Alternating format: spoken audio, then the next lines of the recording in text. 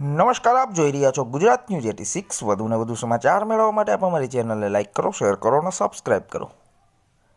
પ્રાપ્ત વિગતો અનુસાર કાંકરેજ તાલુકાના રાણકપુર ખાતે બળવંતસિંહ પાટી વાઘેલા જાગીરદાર પરિવાર દ્વારા વાઘેલા કુળની કુળદેવી શ્રી હિંગળાજ માતાજીની પ્રાણ પ્રતિષ્ઠા કરવામાં આવી હતી, જેમાં દેવ દરબાર જાગીર મહંત શ્રી બળદેવનાથ બાપુના વરદ હસ્તે સૌપ્રથમ દીપ પ્રગટાવી કાર્યક્રમની શુભ શરૂઆત કરવામાં આવી હતી, જેમાં યજ્ઞશાળાના આચાર્ય શ્રી વિજયકુમાર સોમાલાલ બલગામ દ્વારા સુંદર રીતે પૂજા આરતી કરી વૈદિક મંત્રોચ્ચાર સાથે પંડિતો અને યજમાનો દ્વારા જવતલ ઘીની આહુતિ આપીને હોમ હવન કરવામાં આવ્યા હતા। ત્યારે વાઘેલા રાજવંશની કુળદેવી શ્રી માં હિંગળાજ માતાજીની ભવ્ય શોભાયાત્રા નીકળી હતી, જેમાં હજારો લોકો જોડાયા હતા અને જય માં હિંગળાજ માતાજીના નારા સાથે સમગ્ર વાતાવરણ એકદમ ભક્તિમય બની ગયું હતું, જેમાં રાણકપુર ગામના સરપંચ સહિત અન્ય આગેવાનો સહિત મોટી સંખ્યામાં શ્રદ્ધાળુઓ દર્શન કરી ધન્યતા અનુભવી હતી।